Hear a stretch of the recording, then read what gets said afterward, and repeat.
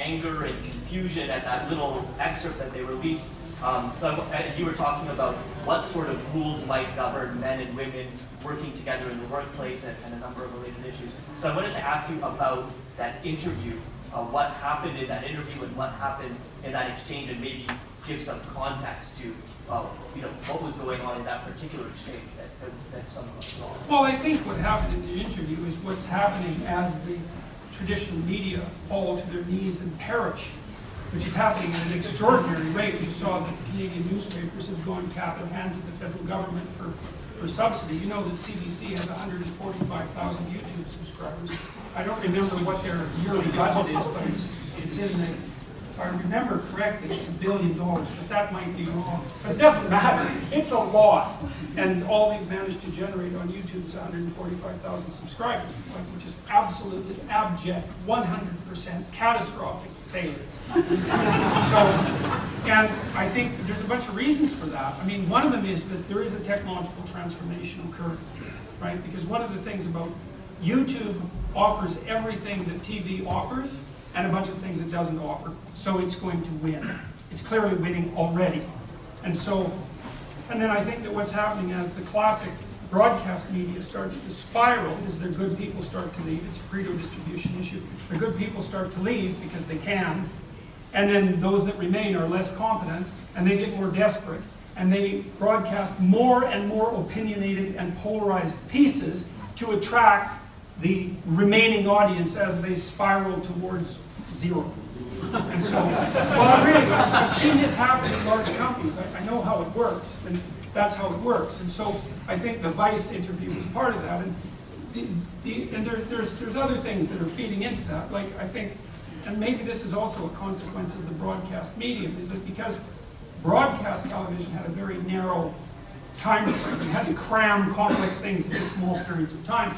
So there was a very pronounced tendency for journalists to do all the interpretation.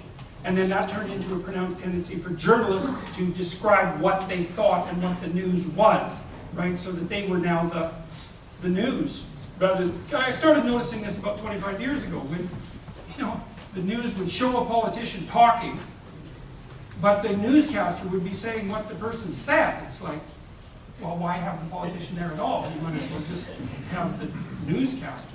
And that's when I stopped watching television news. And that was really like about 25 years ago. The Vice interview was that sort of taken to its extreme. It was like he had an idea of what the situation was, and he wasn't as aggressive about it as Kathy Newman, but it was the same sort of thing. It was like he was going to catch me out one way or another. And that happened for about 2 hours, and he had kind of a supercilious attitude, which is not uncommon among, let's say, New York journalists. And we talked for about 2 hours, and I said something that was provocative, I would say.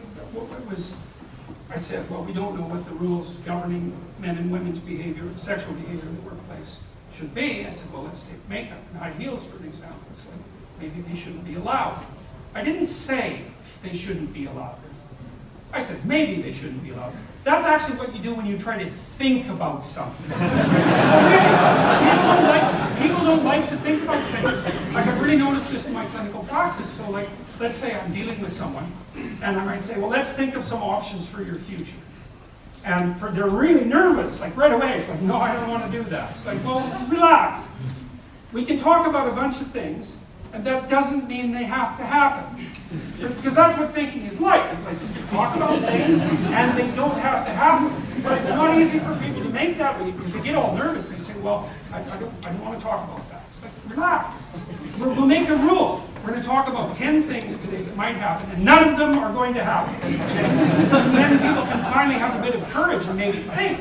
And what you do when you think is you throw out an idea, and then you think about it. And I thought, well, it's been common practice. Men wear uniforms at work. They wear suits. A suit's a derivation of a military uniform. Why do men wear suits? So they're all the same. Why should they be all the same?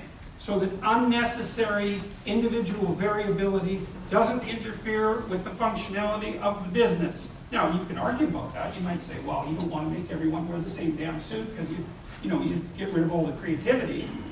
Fair enough, that's a reasonable argument, but that's why the uniform, the suit, evolved. And so if you wear a suit and I wear a suit and we go to a business meeting, then the first thing we can figure out is, well, you're at least playing the same game I am enough so that you're wearing a suit. And it's like, that's not everything, but it's not nothing, right? And so, well, and when the Maoists, when the Maoists made their advances in China, men and women wore the same uniform. Why? Well, it was for the same reason. It was to eliminate unnecessary individual variability. Well, if you don't want sexual behavior at work, first of all, you've got to decide that. Do you not want sexual behavior at work? Because the answer to that might not be, we don't want sexual behavior at work. You want to work in an environment where romantic entanglements are essentially illegal. That's what NBC has done, right? That's their new policy, is like, if you work at NBC and you know of co-workers who are having a romantic engagement with another co-worker, you're obligated to report them to HR. It's like, well, you might say no affairs at work. It's like, okay, you want to put an informer culture in place to impose that, do you? Well, maybe you do, but maybe you should think about it, because the cure might be worse than the disease. It's like, well, like the evolutionary psychology and biology of makeup and high heels is crystal clear. I mean, people disputed that. It's like, well, read the goddamn literature, morons. I mean, you get so sick of this. It's like, these aren't opinions that I'm just trotting out. Why do women wear rouge? It's to make their cheeks look like fruit. That's why. We're derived from fruit-eating primates. We have color vision. It's trichromatic. We pick out fruit. It's ripeness. That's what lipstick does. It also indicates a sexual flush. And if you don't like that, well, tough luck for you. That's what it is. Now, I'm not saying, and it indicates youth as well, a youthful glow, but that's also associated with sexual attractiveness, because that's one of the prime determinants of sexual attractiveness for women among men. So, now I'm not saying that that shouldn't happen at work. And then high heels. Okay, why do you wear high heels? Well, it's because it tilts your hips so that you're...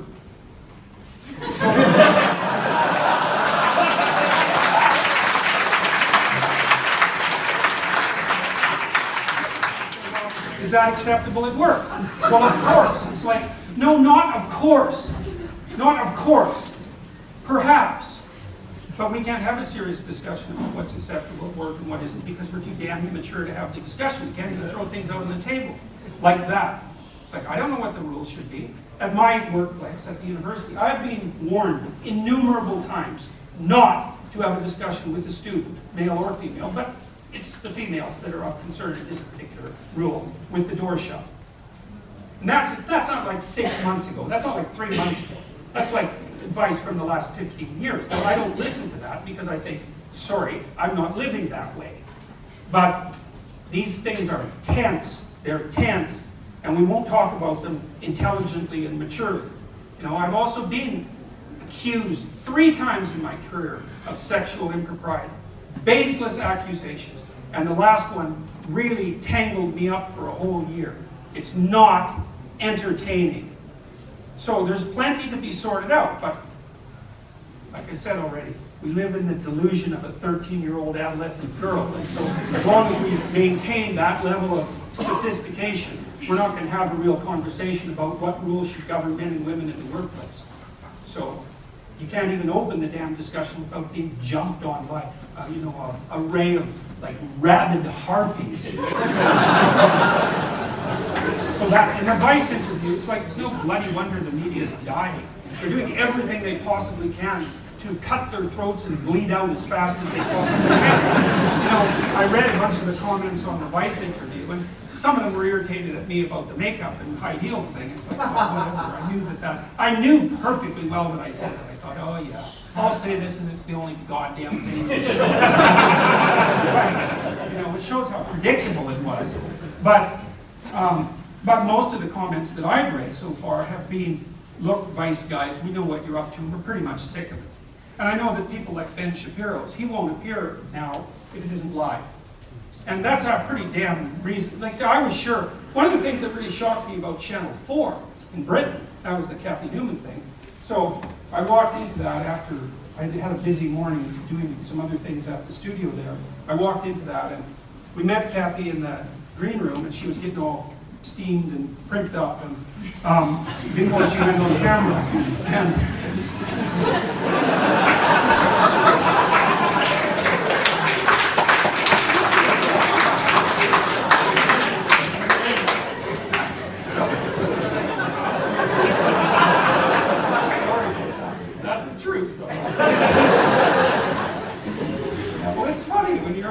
Those news shows because there's always a cloud of people around the host. It's like fixing up their makeup. It's like they're surrounded by bees. You know, they move the hair and they put them.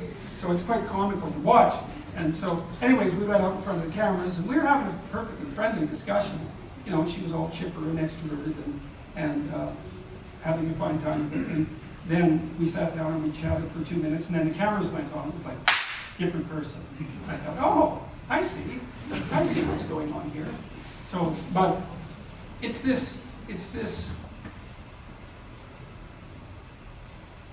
defunct mode of communication, I think. And people are gravitating towards YouTube because it's rough and ready. It's like, this is why Joe Rogan works. It's like, Joe's not all made up. He's, you know, he's like the rear end of a smashed up truck.